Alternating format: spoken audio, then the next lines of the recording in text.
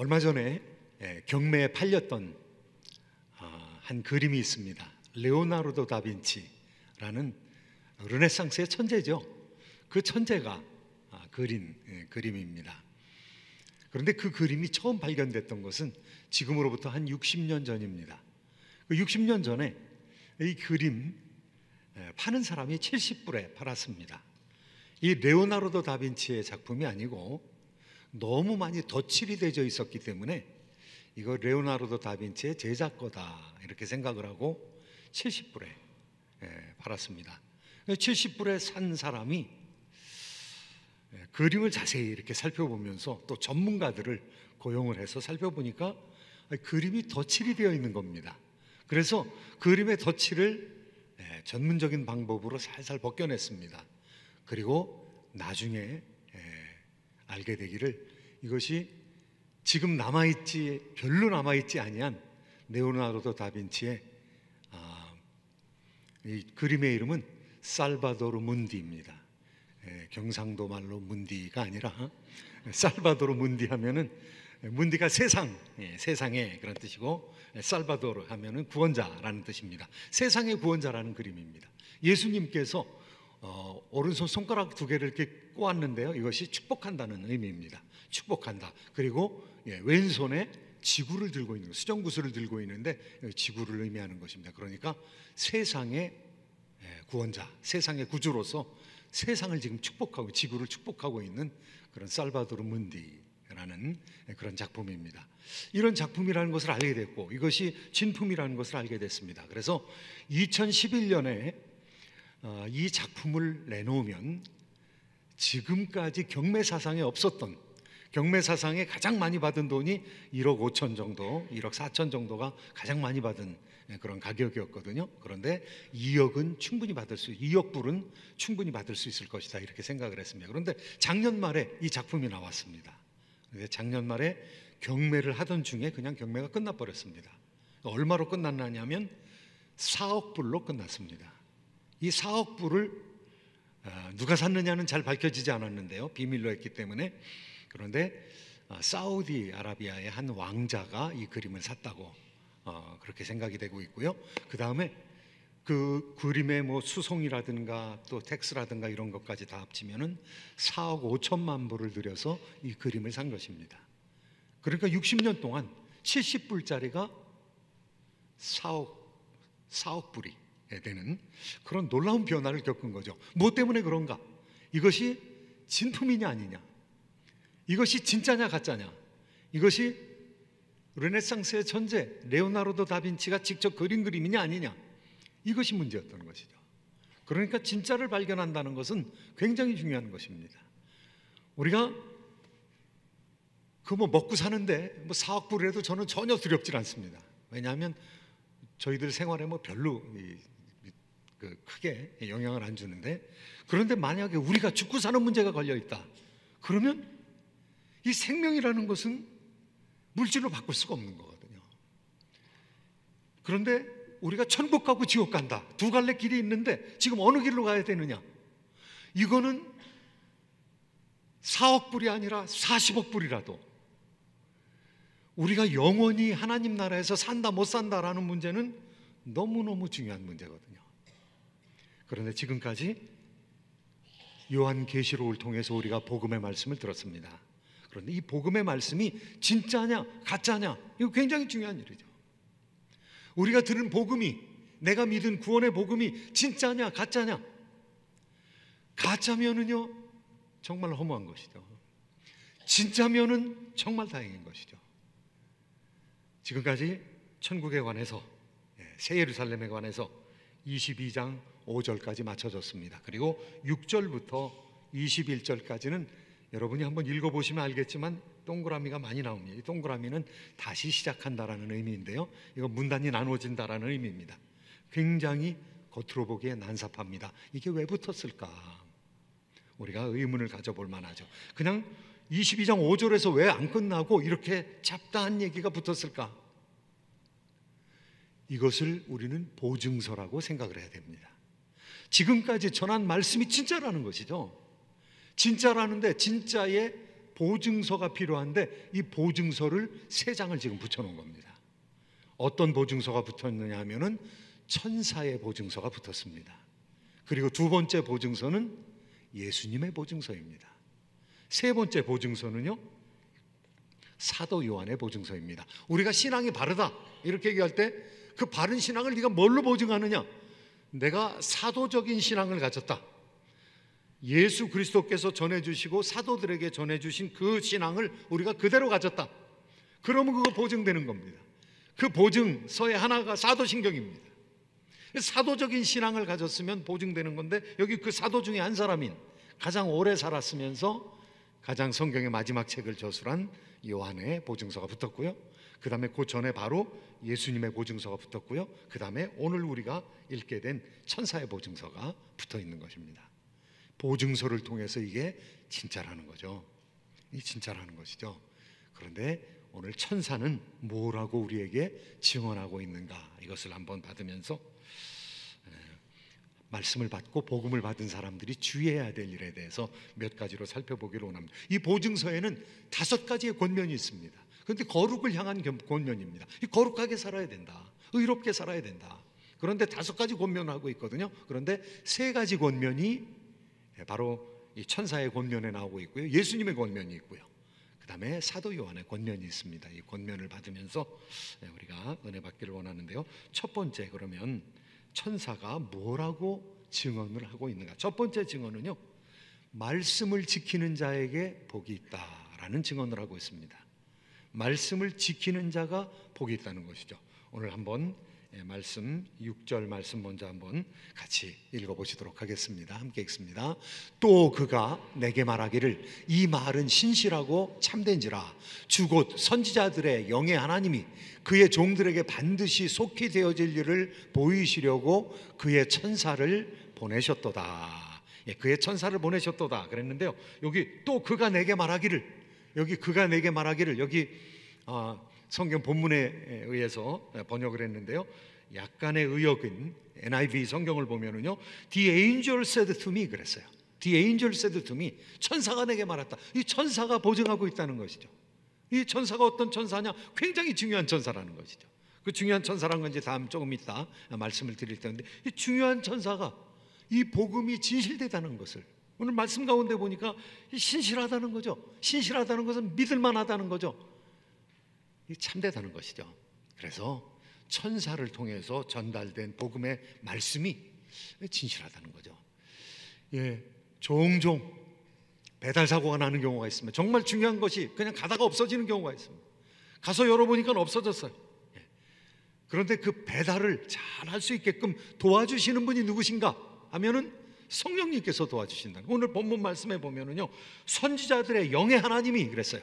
선지자들의 영, 선지자들을 통해서 배달이 되었는데, 천사를 통해서 배달이 되었는데, 사도들을 통해서 배달이 됐는데, 이 배달을 할 수 있도록 인도하시는 분이 성령님이시라는 것입니다. 배달 사고 안 나도록 도와주시는 분이 성령님이시라는 것입니다. 하나님의 메시지가 선지자들을 통해서, 사도들을 통해서 전달되어지는데, 천사들을 통해서 전달되어지는데, 하나님의 영이신 성령께서 도와주신다는 것이죠. 그래서 우리에게 이 말씀이 내려온다는 것이죠. 이 말씀이 내려올 때 오늘은 천사를 통해서 내려왔다는 이야기를 하고 있습니다. 그러면 천사가 무슨 말을 전했는가? 지금 배달되어진 말씀이 있는데요, 7절 말씀 같이 한번 읽어보시도록 하겠습니다. 함께 읽습니다. 시작. 보라, 내가 속히 오리니 이 두루마리의 예언의 말씀을 지키는 자는 복이 있으리라 하더라. 어떤 말씀을 전했는가 하면요, 보라, 내가 속히 오리니, 이 내가 속히 온다는 말이 이 누구 말입니까? 이 천사 말입니까? 예수님 말입니까? 예수님 말인 거죠. 내가 속히 오리니, 예수님 재림하신다는 것입니다. 천사가 지금 예수님께서 하신 말씀을 그대로 전해주는 것입니다. 예수님께서 속히 오신다는 거죠. 전달하는 내용이 무엇인가? 속히 오신다. 그 속히 오시는데 예수님께서 재림하시는데, 예언의 말씀을 지키는 자는 복이 있다, 이렇게 얘기하고 있습니다. 예언의 말씀을 지키는 자. 그러면 이 성경 말씀을 그냥 집에 가지고 가서 꼭 품에 품고 자는 것이 지키는 겁니까? 아니면 책꽂이에 잘 넣어두는 것이 지키는 겁니까?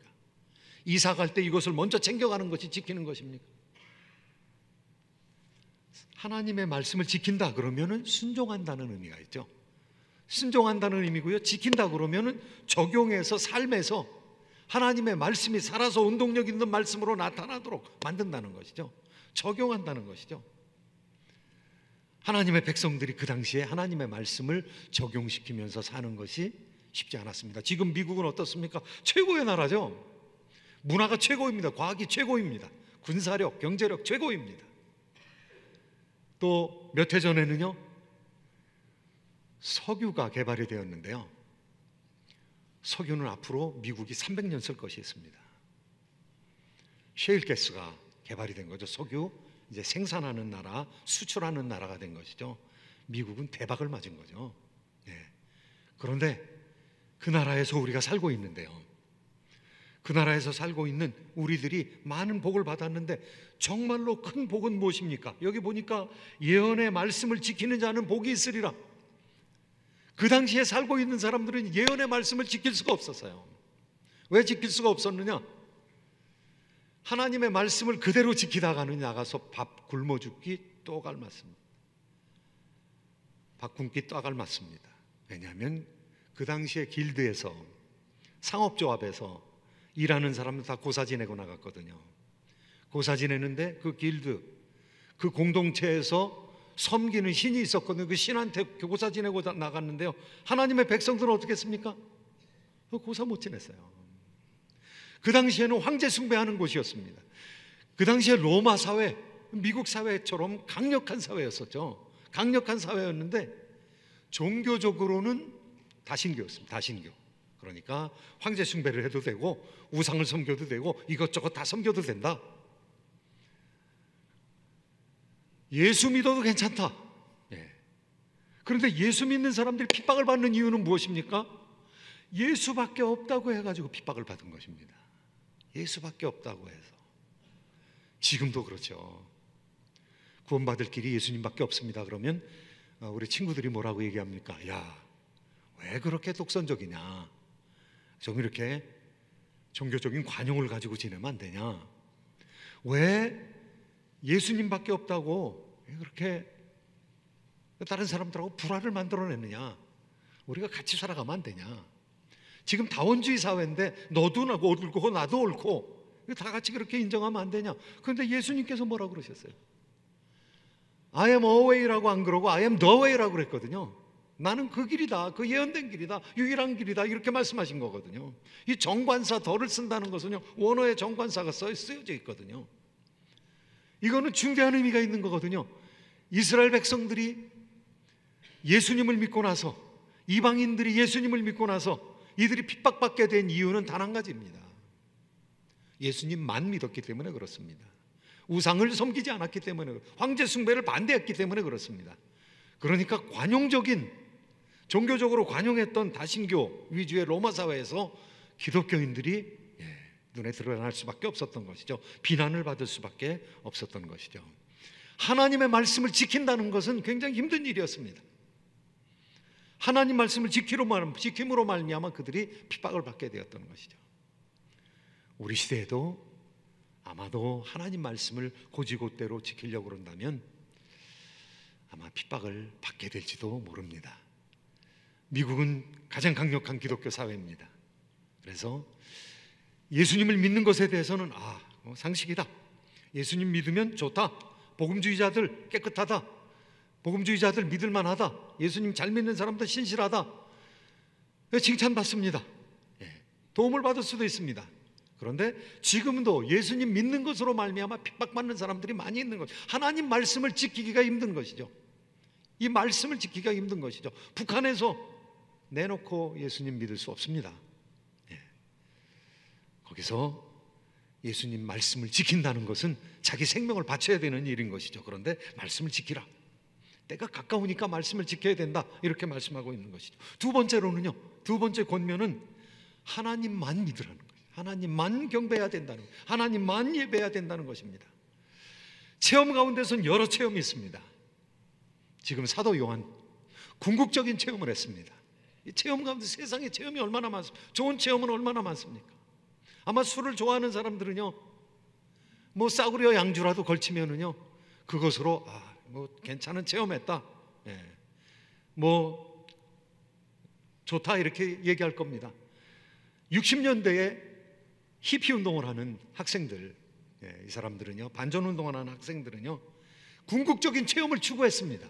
궁극적인 체험이 뭐로부터 오는가 찾고 찾다가 결국은 마약 체험을 하는 것을 궁극적인 체험이라고, 그냥 쉽게 열반의 경지에 다다르는 것이라고 생각을 했습니다. 마약에 빠지는 사람들이 생기게 되었던 것이죠. 그냥 이데올로기를 가지고, 이념을 가지고 그 체험을 추구를 했던 것이죠. 수많은 체험들이 있습니다. 궁극적인 체험이 있습니다. 월드컵에서 승리한 나라는 얼마나 기쁘겠습니까? 뭐 보약을 한 5째 정도 한꺼번에 먹은 것 같은 그런 열광으로 뭐 가득 차지 않겠습니까? 그것도 기쁨이고 체험이겠죠. 그런데 정말 궁극적인 체험은 하나님 체험입니다. 정말 궁극적인 체험은 예수님을 만나는 것입니다. 산 사람이 예수님을 만나게 된다는 거, 천국을 체험하게 된다는 거, 천사를 체험하게 된다는 거, 궁극적인 체험이죠. 천사가 예수님의 말씀이라고, 보라 내가 속히 오리니 이 두루마리의 예언의 말씀을 지키는 자는 복이 있으리라 하더라. 그 말씀을 전했습니다. 이 사도 요한이 하나님의 보좌를 보았습니다. 그리고 새 예루살렘을 보았습니다. 천사들을 보았습니다. 이 세상의 중심에서, 이 우주의 중심에서 지구의 운명이 결정되어지는 것을 보았습니다. 궁극적인 체험을 한 거죠. 그런데 하나님의 말씀을 가져다주는 천사를 보니까 너무너무 고마운 것이죠. 은혜 받은 사람들은 그렇지 않습니까? 하나님 말씀을 전해주는 사람이 고마운 것이죠. 저에게도 좋은 말씀을 전해주시는 목회자, 제 신앙의 선배들, 스승들, 이런 분이 있는 것이죠. 너무너무 존경하고 좋은 거죠. 그런데 오늘 어떤 일이 있었어요? 그 천사에게 경배했다고 얘기하고 있습니다. 천사가 너무너무 고마우니까, 하나님의 은혜를 전해주니까, 전달해주니까 너무 고마운 겁니다. 그래서 절했다는 이야기를 하고 있는데요, 절하고 나서 무슨 얘기를 들었습니까? 8절 말씀, 9절 말씀 같이 한번 읽으시도록 하겠습니다. 함께 읽습니다. 시작. 이것들을 보고 들은 자는 나 요한이니 내가 듣고 볼 때에 이 일을 내게 보이던 천사의 발 앞에 경배하려고 엎드렸더니 그가 내게 말하기를 나는 너와 네 형제 선지자들과 또 이 두루마리의 말을 지키는 자들과 함께 된 종이니 그리하지 말고 하나님께 경배하라 하더라. 궁극적인 체험을 한 그 천사가 계속해서 은혜를 전달했던 천사거든요. 어떤 은혜를 전달했는가 하면요, 그 천사가 대접재앙 심판을 베풀던 천사거든요. 이 세상의 악의 무리에 대해서 심판을 베풀던 천사거든요. 그러니까 얼마나 고마운 천사입니까? 악을 괴멸시키고 교회를 구원하니까요. 그 다음에 그 천사가 어떤 천사였는가 하면요, 그 대접 심판을 했던 그 천사가 이 사도 요한을 이끌어서 어린 양의 신부 새 예루살렘을 보게 했던, 교회의 미래를 보게 했던, 그 천국을 구경시켜 주셨던 그 천사입니다. 그러니까 얼마나 고맙겠습니까? 그런데 그 천사가 지금 보증을 하고 있습니다. 지금 이 증거한 말에 대해서 보증을 하고 있으니까 너무너무 중요한 천사죠. 예수님의 말씀을 전달해 주는 천사죠. 그러니까 납작 엎드렸던 것입니다. 경배했던 것입니다. 대접재앙을 가져왔던 천사, 어린 양의 신부를 보여주었던 천사, 교회를 보여주었던, 교회의 미래 완성된 모습을 보여주었던 천사, 경배할 수밖에 없었던 것이죠. 경배했습니다. 그런데 천사가 하는 말이 아니다, 나 경배하지 말아라, 나는 너희들과 같이 하나님의 종이다. 천사가 경배를 받지 않겠다는 것입니다. 경배를 받지 않겠다는 것은 무엇입니까? 은혜의 전달자가 은혜의 창조자 같은 그런 경배를 받을 수 없다는 것이죠. 이 세상에서는 사람들의 경배를 낚시질을 하려는 수많은 존재들이 있습니다. 이단들이 하나님께 드리는 경배를 낚아채려고 하고 있습니다. 배달사고 나는 것이죠. 하나님께 영광이 돌려져야 되는데요, 오직 주님께서만 높임을 받으셔야 되는데요, 은혜의 전달자들이 잘못하는 것이죠. 그래서 은인이라고 일컬음을 받는 것이죠. 이 세상 가운데 은인 두 가지 종류가 있죠. 예수님께서 말씀하셨습니다. 이 세상의 지도자들은, 이 세상의 지배자들은 자기네들이 통치하면서 자기들이 억압하면서 그러면서 자기들이 은인이라는 거예요. 그런 은인들, 가짜 은인이 있다는 거예요. 은혜를 베푼 사람이라고 생각한다는 거예요. 정치 지도자들이 그렇다는 거예요.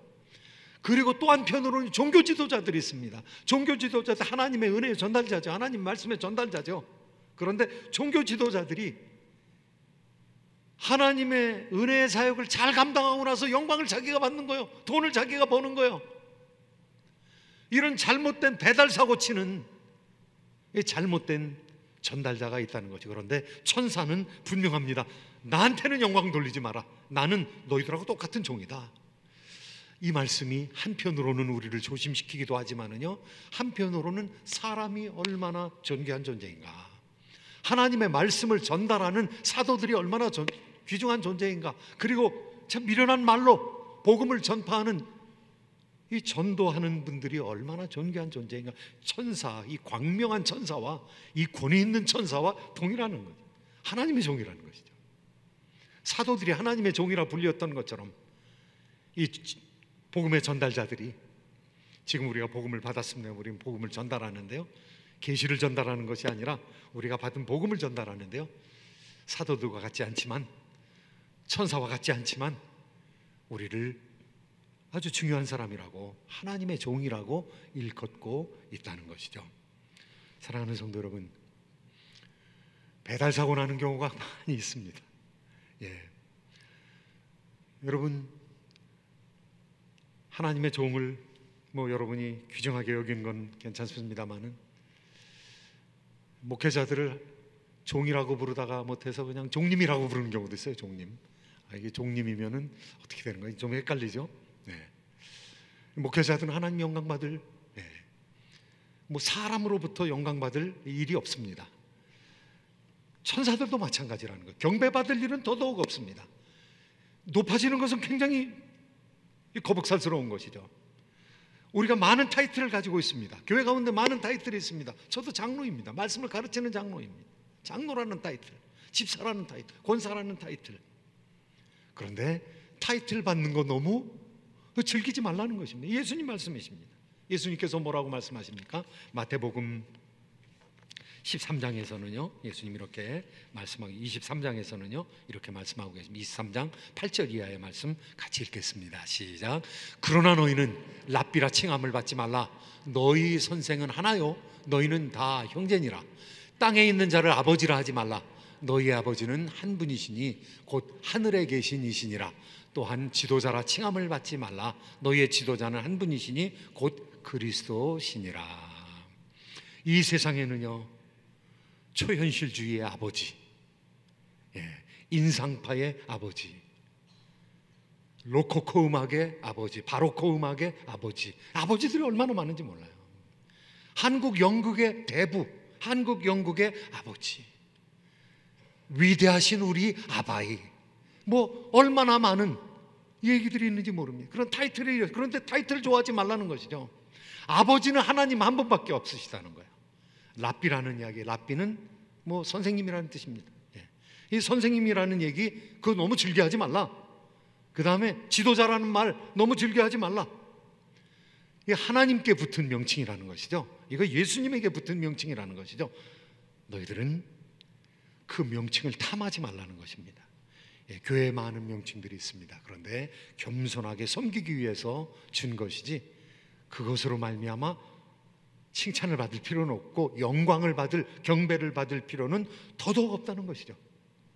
그런데 사람으로부터 이와 같은 이름을 꺼내려는, 사람으로부터 이러한 영광을 받으려는, 탈취하려는, 하나님께 드려져야 될 영광을 배달사고 내는 존재들이 얼마나 많은지 모른다는 거예요. 그게 이 세상에 있는 우상이라는 거예요. 그게 이 세상의 인본주의자들이 섬기는 사람의 모습이라는 거예요. 말씀 세 번째로 넘어가서요, 천사가 또 경고하는 것은 무엇입니까? 예언의 말씀을 인봉하지 말라, 이렇게 말하고 있습니다. 어떤 때는 인봉하라고 그랬습니다. 그런데 어떤 때는 인봉하지 말라는 것이죠. 다니엘서에서는요, 다니엘에게 천사가 말씀을 주고 나서는 이 말씀을 인봉하라, 이렇게 얘기합니다. 인봉하라는 것은 꼭 닫아놓으라는 것입니다. 시를 탁 쳐가지고 이거 읽지 말고 그냥 봉인 채로 시간이 흐르게 두어라. 그러면 사람들이 빨리 왕래하고 지식이 더하리라. 이제 지식이 늘어나면서 하나님의 말씀을 이해할 수 있는 때가 온다는 것이죠. 3번이나 8장에, 다니엘서 8장에, 다니엘서 12장에 인봉하라는 말이 3번이나 나오고 있습니다. 인봉하라는 거죠. 그런데 오늘 말씀은 어떻습니까? 오늘 말씀은 그거 펼치라는 것입니다. 그거 인봉해 놓지 말라는 것이죠. 오늘 말씀 한번 같이 읽어보시도록 하겠습니다. 10절 말씀, 11절 말씀입니다. 함께 읽습니다. 시작. 또 내게 말하여 이 두루마리의 예언의 말씀을 인봉하지 말라. 때가 가까우니라. 불의를 행하는 자는 그대로 불의를 행하고, 더러운 자는 그대로 더럽고, 의로운 자는 그대로 의를 행하고, 거룩한 자는 그대로 거룩하게 하라. 명령 말씀으로 이렇게 하고 있어요. 네. 이 두루마리의 예언의 말씀을 인봉하지 말라. 이제는 펼치라는 것이죠. 예, 말씀을 펼치라는 것이죠. 오늘 우리가 읽은 본문의 말씀 가운데서 말씀이라는 말이 4번이나 반복돼 나오고 있습니다. 그러니까 이 주제는 말씀에 대한 것입니다. 이 말씀을 잘 간수하라. 이 말씀을 지켜라. 이 말씀을 적용하라. 이런 말씀이 있고요. 이 말씀을 받은 사람은 말씀을 전달해 준 사람이 중요한 것이 아니라 그 말씀의 창조자, 그 말씀의 근원이 중요한 것이다. 그러니까 하나님께만 영광을 돌려라. 그렇게 얘기하는 거고요. 마지막에는 이 말씀을 인봉하지 말라고 그랬으니까 이 말씀을 펼치라는 것이죠. 이 말씀을 펼치라는 것은 무엇입니까? 사랑하는 성도 여러분, 여러분이 말씀을 대할 때 어떻게 합니까? 말씀을 펼치면 어떻게 해야 되겠습니까? 읽어야 되겠죠. 말씀을 우리가 마음에 품을 수 있는 5가지 방법이 있습니다. 5가지 방법. 5가지 방법 중에서 제일 쉬운 것은 듣는 것입니다. 예. 쉽게 하는 설교를 듣는 것. 이거 가장 쉬운 말씀을 우리 마음에 품는 그런 방법이죠. 2번째는 무엇입니까? 말씀을 읽는 거죠. 내가 펴고 읽는 거죠. 이 말씀을 읽는 거죠. 읽고 이해할 수 있는데 이해할 수 없는 것이 생기면 어떻게 합니까? 연구해야 됩니다. 말씀을 펼쳐서 읽고 연구해야 되는 것이죠. 3번째죠. 말씀을 들으라. 옛날엔 성경이 없었으니까 듣는 방법이 대부분의 그런 경우였었죠. 그 다음에 본인이 스스로 지금은 읽을 수 있고요. 3번째는 연구할 수 있고요. 4번째는 말씀을 암송할 수 있으면 더더욱 좋습니다. 북한에 잡혀갔던 한 목사님의 간증을 들었습니다. 그런데 그 목사님이 성경까지 다 뺏기고 독방 감옥에 딱 들어가 있는데 남는 말씀이 자기가 외운 말씀밖에 안 남더라는 거예요. 그 외운 말씀을 가지고 힘을 얻다가 나중에는 사정을 해가지고 성경책을 돌려받았다고 합니다. 이번에 트럼프 대통령에 의해서 환영을 받은 그 사람 중에 한 사람이 직접 만나서 간증을 들었는데 그 말씀을 하시더라고요. 말씀을 외운 거. 그런데 외운 것을 이 4가지를 하나로 딱 묶어주는 것은 묵상하는 거죠. 묵상하는 거. 말씀을 읊조리면서 계속해서 그 뜻을 생각해 보는 거. 그래서 5가지 방법이 있는데요. 오늘 말씀을 펼치라는 것이죠.